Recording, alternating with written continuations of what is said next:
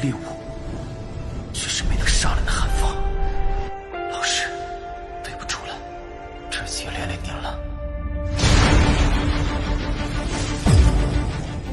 Selamat datang di animasi Donghua Spoiler. Om dan Tante, jangan lupa seruput kopinya, kencangkan sabuk pengaman, mari kita mulai. Pada awal episode diceritakan bahwa Goyan berhasil melepaskan segel yang ada di tubuh Avatar Taisu. Di sisi lain, ada pejuang Taisu menyadari akan keberadaan Xiaoyan. Setelah Xiaoyan keluar dari peti mati, ia kembali ke gerbang pertempuran untuk melawan ilusi Yuan Wei. Dan scene pun berganti. Di gerbang pertempuran, Xiaoyan terus menantang ilusi Yuan Wei dan gagal berulang kali. Pada saat ini, selama dia masih bisa bertahan lebih lama, itu akan menjadi kemenangan bagi Xiaoyan. Kemudian, setelah berkultivasi selama beberapa waktu, Xiaoyan akhirnya membuka mata dan segera bertanya pada kelinci Bingyun. "Berapa lama kita akan mencapai bintang Pentian?" tanya Xiaoyan. "Tenang saja, kita akan segera sampai," ucap kelinci Bingyun sambil melirik Xiaoyan. "Berapa lama kira-kira?" tanya Xiaoyan kembali. "Bagaimana aku bisa tahu? Tebak saja sendiri," ucap kelinci Bingyun dengan nada yang kesal. Melihat situasi ini, Xiaoyan pun langsung terdiam. Sebenarnya, ia ingin memarahi kelinci Bingyun, namun mengingatnya ia sudah rela mengorbankan nyawanya. "Ada yang aneh dari sebelah kiri, dan itu mendekati kita dengan cepat," ucap Xiaoyan sambil mengerutkan keningnya. Setelah itu, Xiaoyan dan kelinci Bingyun melihat ke arah kiri, dan setelah beberapa saat, mereka melihat pelangi panjang menyapu lurus ke arah mereka. Pelangi itu secara bertahap mendekati, dan gambarnya menjadi semakin jelas. Ternyata, di pelangi itu ada sebuah labu besar, di mana ada sesosok yang sedang duduk bersila di atas labu itu. Lalu, dari kejauhan Xiaoyan melihat bahwa sudut mulut dari sosok itu sedikit terangkat, dan itu mengungkapkan senyuman yang terlihat aneh. Melihat senyuman itu, pikiran Xiaoyan pun langsung menegang, dan kemudian ia langsung bersiap dalam posisi bertarung. Pergerakan labu itu sangat cepat, lalu mendekat hanya dalam beberapa tarikan napas. Tetapi, ketika Xiaoyan mengira itu adalah musuh, labu itu hanya melewatinya secara langsung, dan melarikan diri ke kejauhan di belakang Xiaoyan. Dia bukan dari istana pemburu dewa," gumam Xiaoyan. Tapi tak lama kemudian, Xiaoyan tiba-tiba menoleh dan melihat ke arah kiri lagi. Ada yang salah. Sesuatu akan datang," ucap Xiaoyan yang terkejut. Setelah itu, Xiaoyan tiba-tiba mengeluarkan sayap dewanya. Kemudian, dia menghentakkan telapak kakinya dengan berat, dan seluruh tubuhnya terpental ke udara. "Hati-hati, di belakangmu," ucap Xiaoyan kepada kelinci Bingyun. Di sisi lain, kelinci Bingyun merasakan bau busuk yang datang bersamaan dengan angin kencang. Ia pun memutar kepalanya perlahan, dan mata merah mudanya langsung menyusut. Kemudian, ia langsung bergegas mundur menggunakan seluruh kecepatannya. Ternyata, di dalam kegelapan ia melihat ada sebuah mulut yang tampaknya mampu menelan sebuah jurang. "Makhluk apa itu?" ucap kelinci Bingyun dengan panik. Tak lama kemudian sebuah kekuatan hisap yang kuat datang dari kehampaan, dan Xiaoyan tidak berani ragu. Ini karena kelinci Bingyun sudah menyelinap untuk pergi, jadi tidak ada gunanya untuk tetap di tempat itu. Xiaoyan pun langsung mengeluarkan Avatar Laoju, dan menggunakan momentum kehidupan, ia bergabung dan mengeluarkan sayap dewanya. Di dalam kehampaan, kecepatan Xiaoyan menjadi sangat cepat, dan raksasa di belakangnya tersembunyi di kehampaan. Dilihat dari penampilannya, dia adalah keberadaan yang sangat kuat, gumam Xiaoyan sambil menoleh ke belakang. Xiaoyan menyapu ke depan dengan kecepatan yang tinggi sambil berpikir di dalam hatinya. Namun tiba-tiba dia sepertinya memikirkan sesuatu dan sosoknya berhenti sejenak. Sementara itu, kelinci Bingyun yang berada di bagian depan juga melihat sosok Xiaoyan yang terhenti, dan dia pun segera memikirkan firasat buruk di dalam hatinya. "Orang gila itu, apa yang akan dia lakukan?" ucap kelinci Bingyun dengan kesal.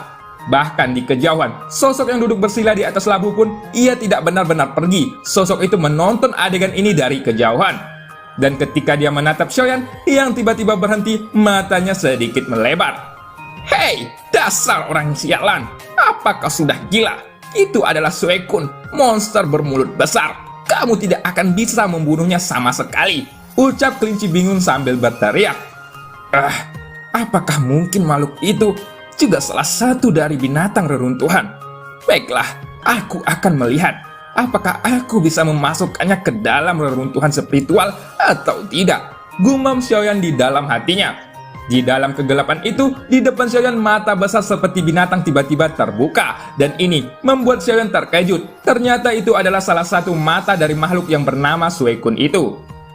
Xiaoyan tampaknya tenang di permukaan, tapi sebenarnya dia masih terkejut dengan ukuran dari makhluk itu. Kini, pupil biru dari makhluk itu bersinar dengan cahaya yang terang, seolah-olah dia sedang melihat ke arah Xiaoyan.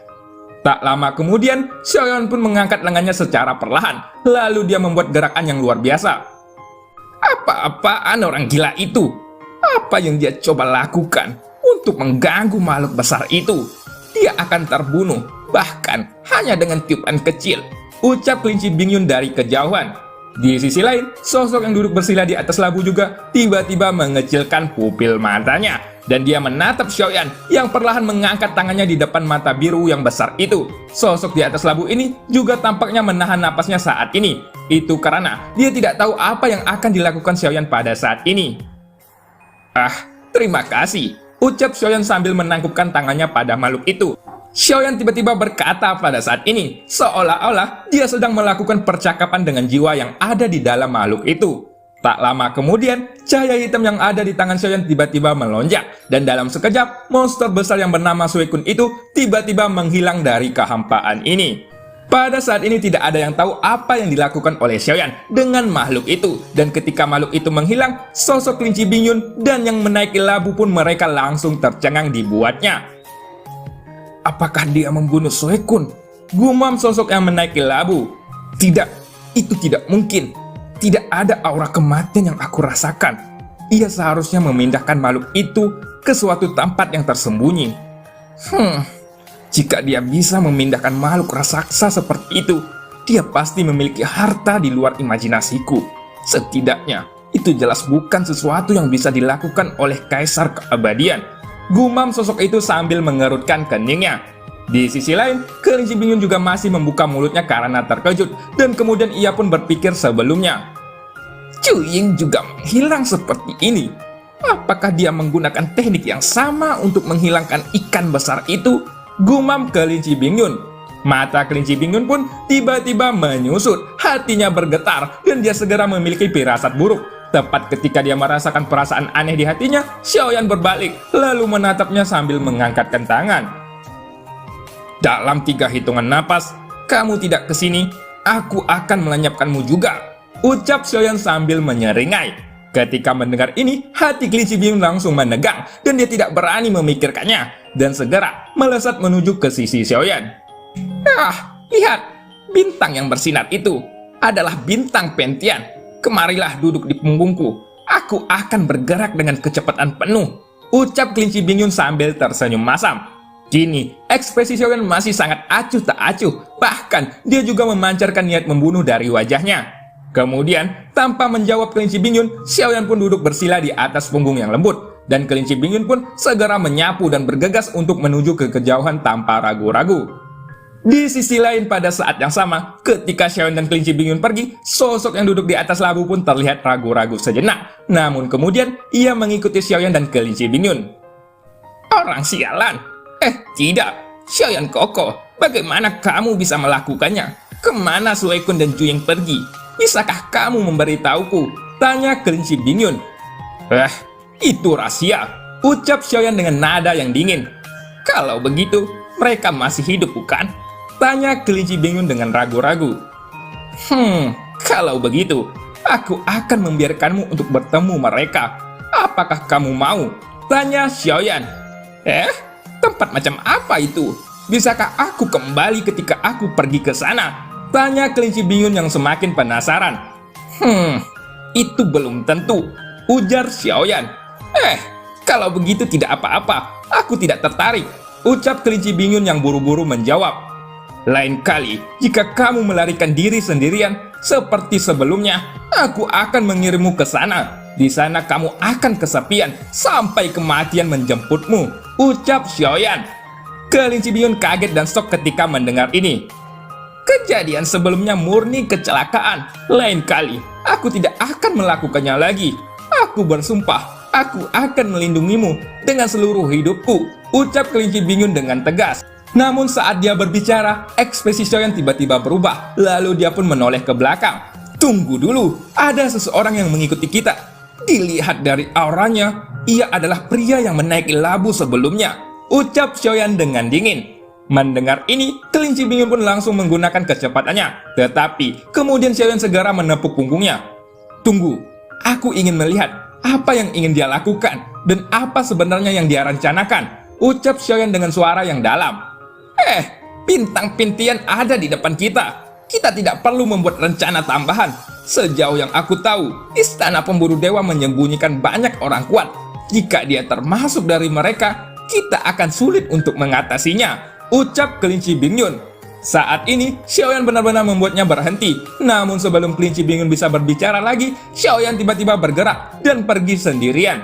Sehingga kelinci Bingyun hanya bisa menggeram dan mengetukkan di dalam hatinya.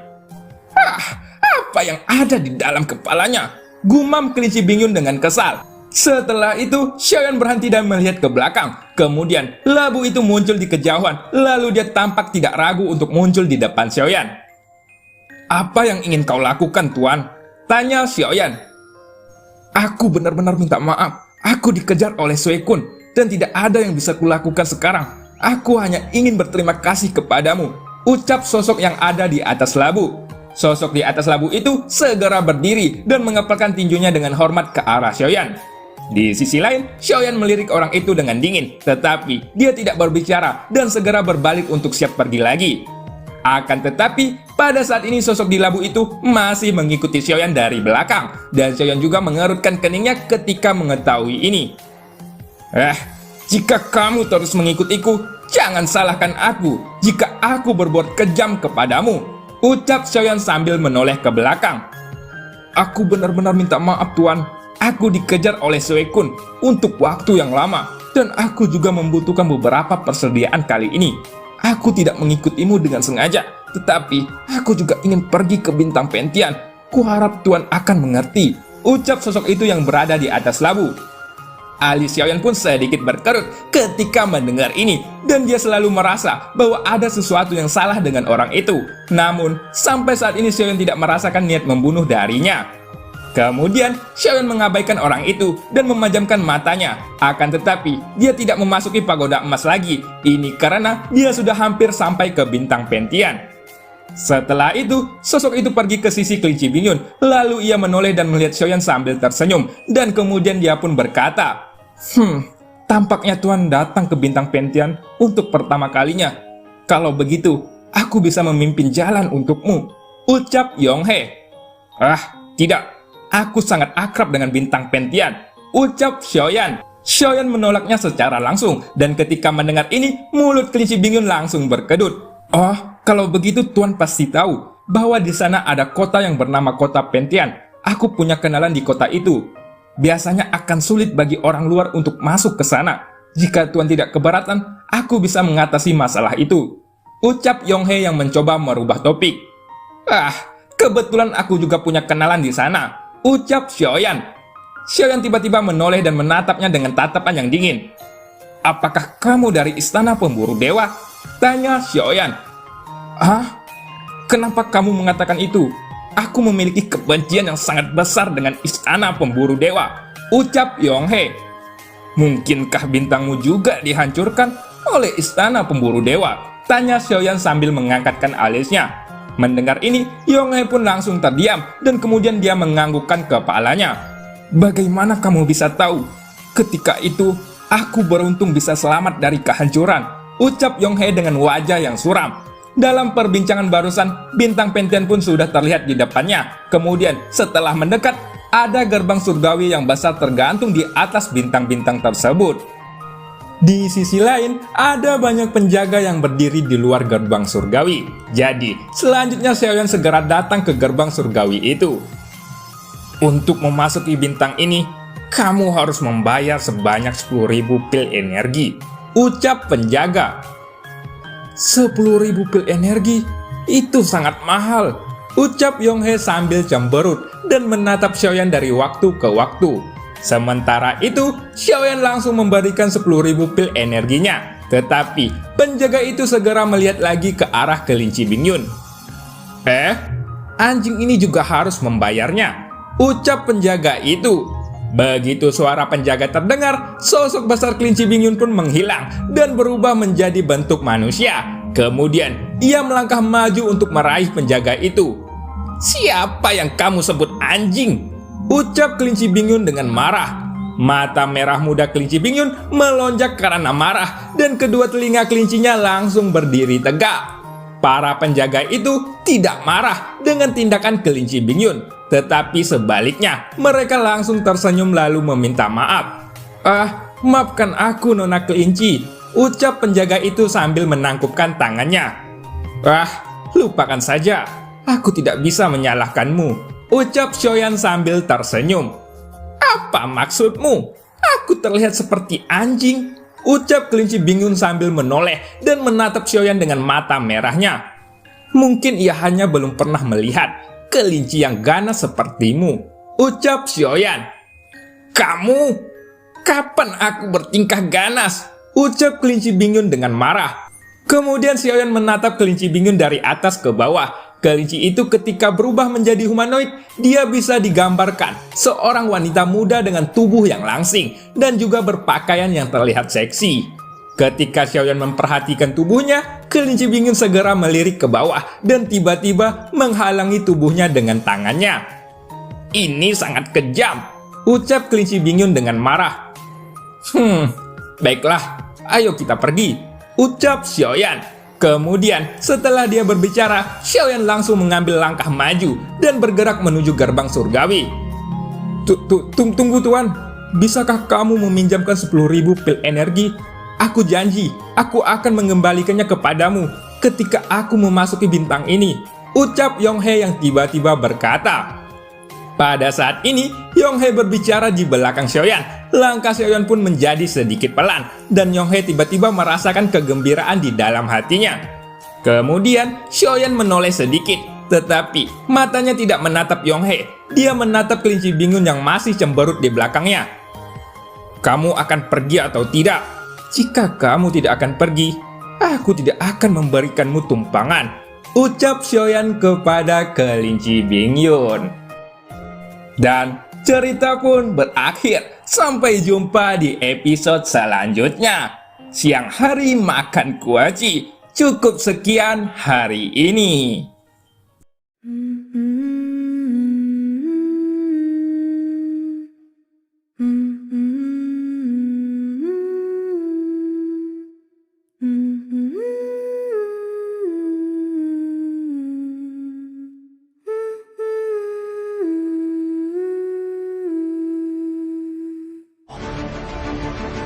一旦被他们锁定了位置，我们俩都会性命堪忧。所有的迎战，是为了这一天。我已经等待了太久。今天若是你能够安然无恙地走下擂台，萧炎从此不再踏进迦南学院半步。他迟早会发现的。既然如此，就给他一个惊喜吧。今天我不会让你们两人彻底的闭上嘴。就算他还活着，你们之间也绝不可能。